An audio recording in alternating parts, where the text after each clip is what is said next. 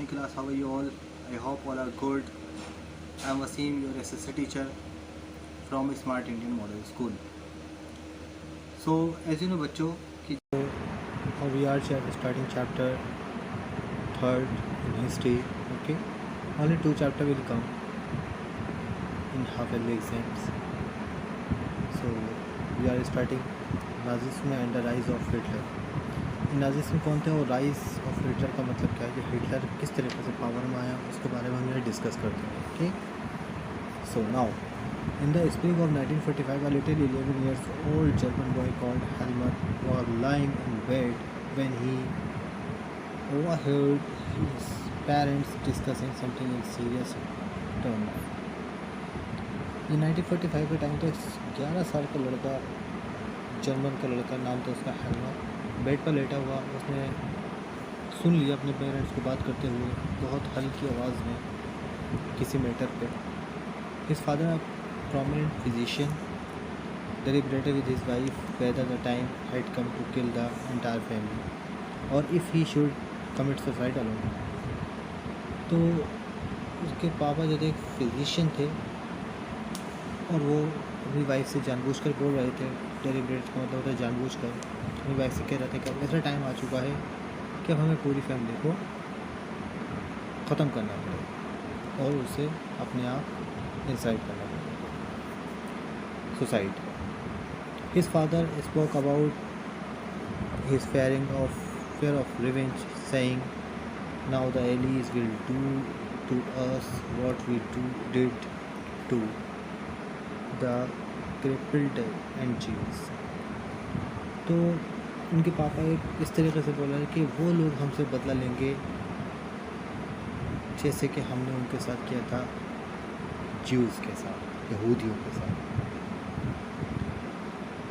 Crippled यहाँ पर जो मीनिंग है वो डिसएबल्ड है, अनेबल टू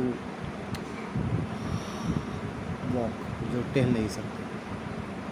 ठीक है ना.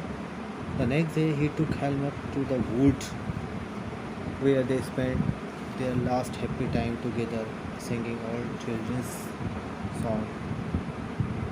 फिर अगले ही दिन हेलमट को लेकर वो एक लकड़ी पेड़ के पास चले गए और वहाँ जाकर उन्होंने अपनी लास्ट मोमेंट अपने फैमिली के साथ स्पेंड किया, बच्चों के साथ गाना गाते हुए. Later Helmut's father shot himself in his office. बाद में उसके पापा ने अपने आप को ऑफिस के अंदर ही गोली मार दी. Helmut remember that he saw his father's bloody uniform being burnt in the family fireplace.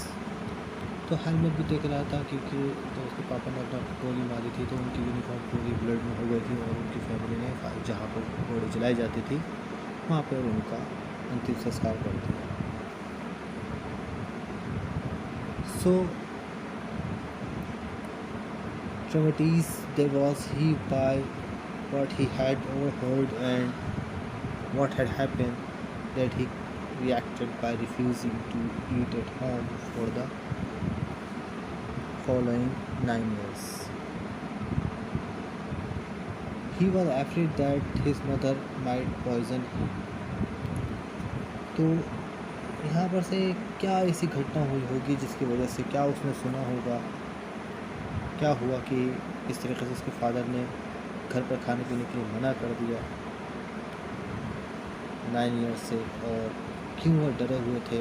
और उसको फिर हेलमट को भी डर था कि उसकी मम्मी कहीं उसे जहर नहीं दे दे. मतलब जैसे मैंने आपको पहले बताया था कि हिस्ट्री के अंदर ज़्यादातर क्या होता है, पूरी एंड पहले दे देते हैं, बाद में उसको डिटेल में बताते हैं. अब यहाँ पर क्या बता रहे हैं कि हेलमट के फादर हैं, फिजिशियन हैं, वो बता रहे हैं कि मतलब बातें कर रहे हैं आपस में अपनी वाइफ से कि हमें पूरी फैमिली को मारना पड़ेगा. जैसे हमने यहूदियों, ज्यूज़ जो कहते हैं यहूदियों को, कि हमने जैसे उनके साथ किया था अब वो लोग हमें भी नहीं छोड़ेंगे. और उन्होंने लास्ट में अपने फैमिली के साथ स्पेंड टाइम किया और उसके बाद अपने आप को गोली मारी.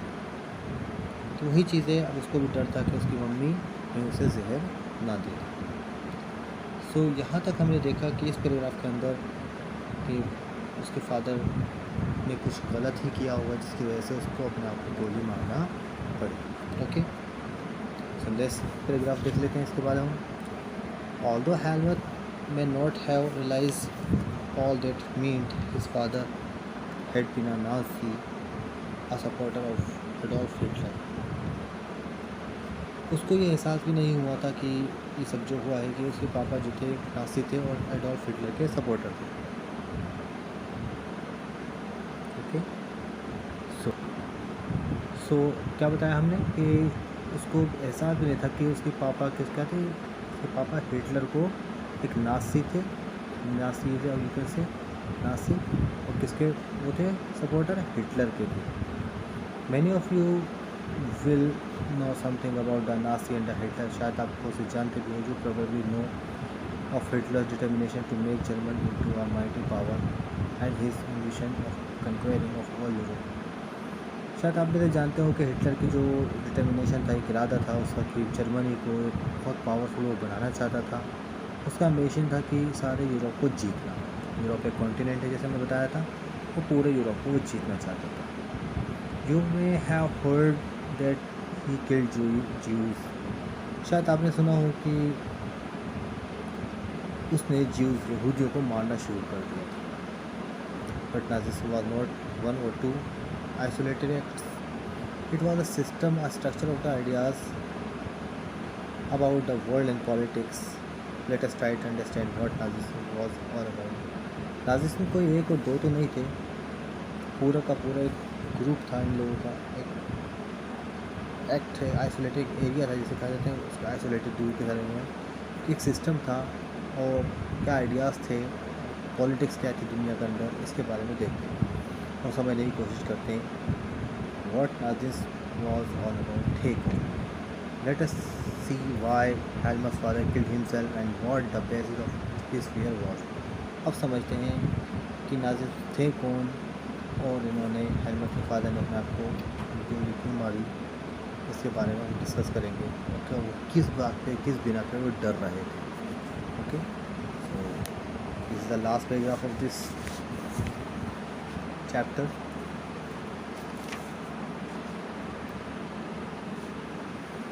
In May 1945 Germany surrender to the Allies. ये 1945 का टाइम था कि जर्मनी ने एलीज जो मित्र राष्ट्र, एलीज का मतलब होता है मित्र राष्ट्र, फ्रेंड वाला जो ग्रुप था, अपने आप को सपोर्ट कर एलीज के सामने सब सरेंडर कर दिया था। एंटिसिपेटिंग व्हाट वाज कमिंग, ठीक है ना, कि अब माना जा रहा था कि होने वाला क्या है, इसको देखते हैं। Hitler his propaganda he Mr Goebbels and his entire family committed suicide collectively in the his Berlin bunker in अप्रैल।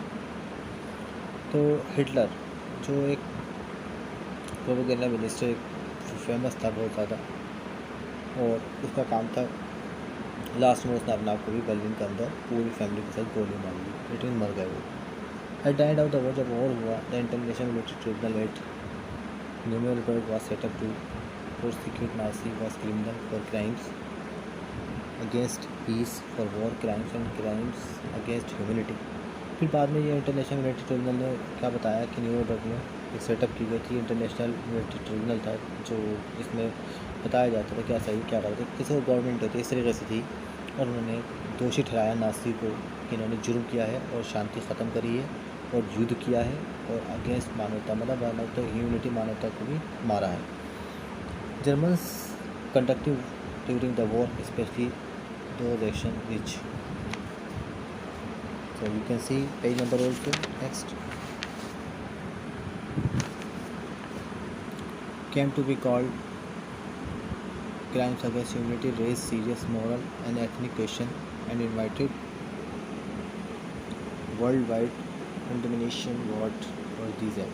बस एक सिंपल सा देखते हैं कि जो यू कैन सी इस साले में नाज़ी जो क्या थे, नाज़ी ने मानवता को उन्होंने मारा है और प्रॉब्लम क्रिएट करी, इसके बारे में हम डिस्कस करेंगे। ओके, सनफरमा से थैंक यू वेरी मच।